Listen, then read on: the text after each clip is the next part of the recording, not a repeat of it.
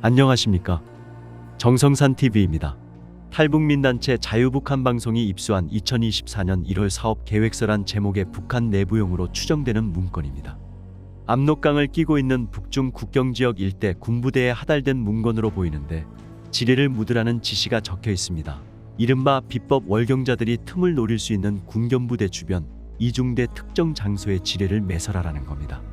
북한은 2020년에도 일부 국경지역에 지뢰를 묻은 정황이 국정원에 포착됐습니다.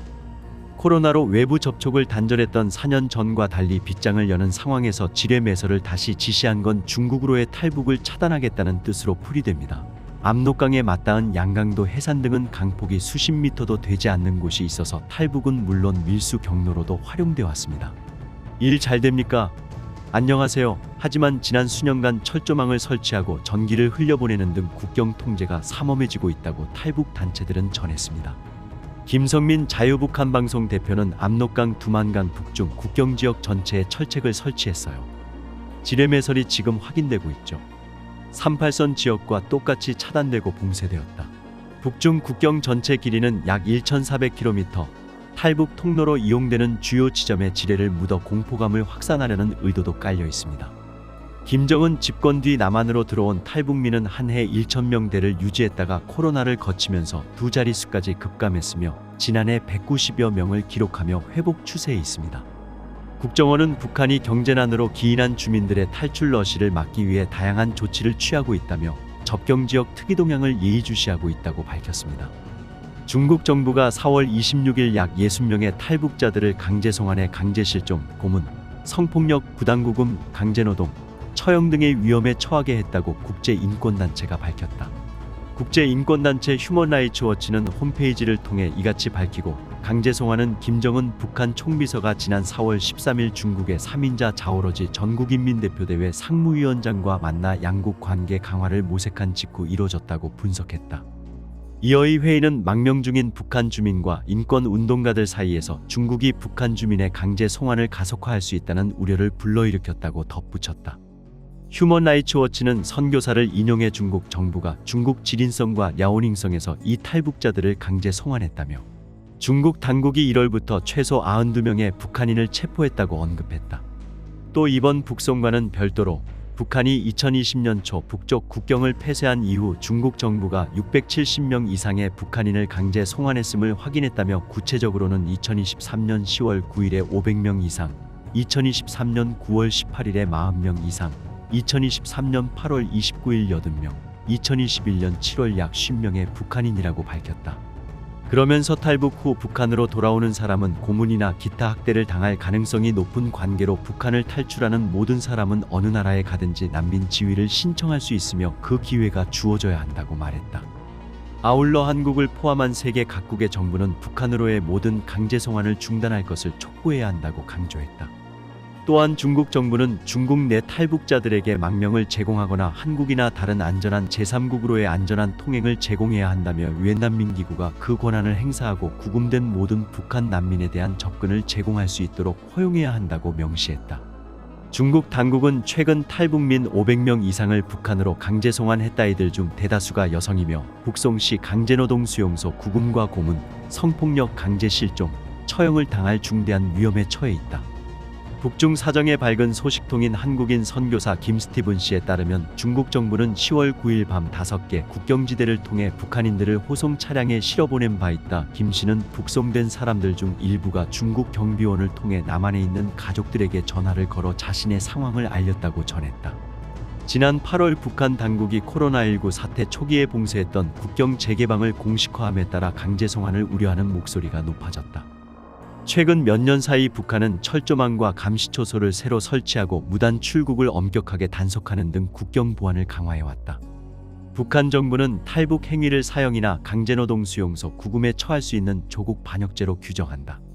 이러한 위협에 직면해 있는 탈북민 모두가 이전 상황이나 출국 사유에 상관없이 자국을 떠난 후 난민이 되는 현장 난민으로 간주되어야 한다.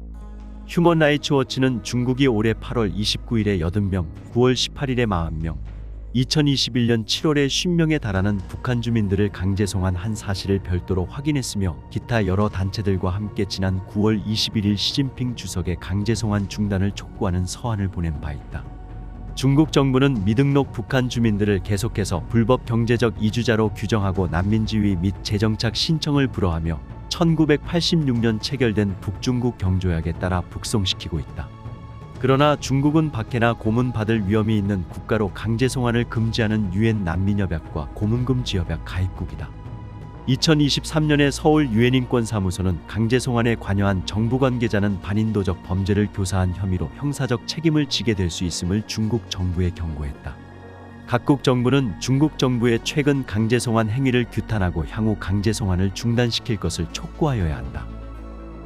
중국 정부는 유엔의 강제 북송 피해자 접촉을 허용하고 탈북민에 대한 난민 지위 인정 또는 남한 등 다른 국가로의 안전한 이동을 보장하여야 한다. 북한 주민들의 강제 노동으로 생산된 중국산 수산물이 한국으로 대량 수입돼 유통되고 있는 것으로 7일 확인됐다. 이는 북한 노동자가 번 외화가 핵무기와 탄도미사일 개발에 전용되지 못하도록 다른 나라의 북한 노동자 고용을 금지한 유엔 안전보장이사회 대북 제재 위반이다. 이렇게 가공된 중국산 수산물이 한국에서 유통되고 있어 한국 소비자들이 인권을 탄압하는 북한 김정은 정권의 자금을 자신도 모르게 지원해주고 있다는 지적이 나온다. 본지가 미 워싱턴 DC의 비영리 단체 아웃노 오션 프로젝트로부터 확보한 중국 회사의 무역자료 및 수출입 코드, 제품 포장 등을 분석한 결과 북한 노동자들을 고용했다고 확인된 중국 수산물 가공 회사 6곳 중 최소 3회사가 2020년에서 2022년 한국으로 수출한 물량이 약 420톤에 달한다고 집계됐다. 이들 수산물은 모두 중국 다롄항에서 출발해 부산항에 도착한 뒤 전국으로 유통됐다. 이들 3회사에서 일하는 북한 노동자들은 최소 400여 명에 달한다고 파악됐다.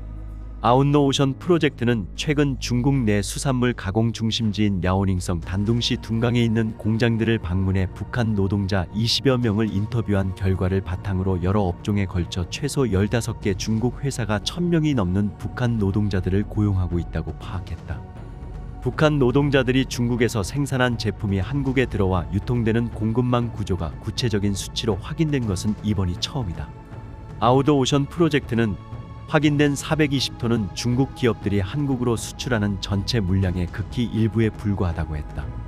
본지 취재 결과 중국 회사들은 북한 노동자들이 손질한 바지락, 오징어, 명태, 우렁이 등을 한국으로 수출하고 있었다. 한국 업체들이 들여온 중국산 수산물은 업계 상위권의 대형마트 및 온라인 쇼핑몰들에서 광범위하게 유통되고 있다. 단둥 타이와가 한국으로 수출한 바지락 제품은 A마트 홈페이지에서 평점이 5점 만점에 4.8점이었다. 3,000건이 넘는 제품 리뷰엔 껍데기가 없이 살만 있어서 먹기가 편하다는 평가가 대부분이었는데 이는 북한 노동자들이 껍데기 제거를 한 결과다. 다른 중국 회사 단둥 타이펑으로부터 조개류 등 각종 해산물을 수입하는 한국의 한 수입업체는 홈페이지의 대형마트의 즉석 수산물 조리 코너에 자사 제품이 오른다고 광고하고 있다. 연간 1만 톤 이상의 생오징어를 가공하는 대형 중국 기업인 단둥 위안이는 한국의 각종 오징어 가공품을 수출한다고 확인됐다. 중국산 수산물은 적법한 절차를 거쳐 수출되기 때문에 유통사나 소비자가 생산지만 보고 북한 강제 노동이 동원됐는지를 알아내기는 쉽지 않다.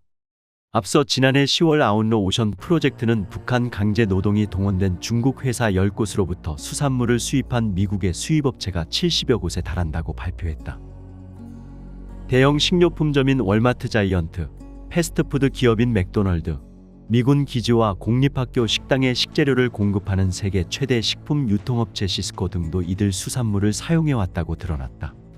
이들 기업의 중국 공장에서 일하는 북한 노동자들의 인권 탄압 상황이 구체적으로 알려지면서 미 정가에선 큰 파장이 일었다.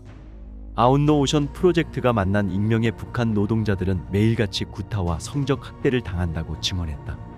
2019년 말부터 2022년 5월까지 한국의 냉동 명태 내장 276.2톤을 수출한 다른 하이칭 푸드에서 일하고 있는 한 북한 여성은 아웃노 오션 프로젝트에 도망치다 잡히면 흔적도 없이 죽는다고 협박받았다고 증언했다. 다른 여성 근로자는 가장 끔찍하고 슬펐던 순간은 술을 마시는 파티에 끌려가 성관계를 강요당했을 때였다라고 했다. 북한 노동자들은 중국 회사가 고용한 보안 요원들의 상시 감시를 받으면서 하루에 18시간씩 일하지만 한 달에 하루밖에 못 쉰다고 이 단체는 밝혔다. 한국은 북한 주민의 노동으로 만들어진 상품에 대한 수입 금지를 규정하는 별도의 법률이 없다. 다만 유엔 안보리 제재에 따른 개별 판단을 통해 제재를 부과하는 방식을 따르고 있다. 유엔 안보리에서 북한의 제재 위반 활동을 감시해온 대북제재위원회 산하 전문가 패널의 임기 연장이 러시아의 반대로 최근 부결됨에 따라 이런 국제 제재 위반 행위를 감시하기가 더욱 어려워졌다는 우려가 나오고 있다. 정부 소식통은 한국 정부가 중국 기업들에서 일하는 북한 노동자들의 강제 노동 실태를 직접 파악해 제재 필요성을 따질 필요가 있다고 했다. 정성산TV 좋아요, 구독, 알림은 큰 힘이 됩니다. 후원해주시는 모든 분들께 가열차게 멸공.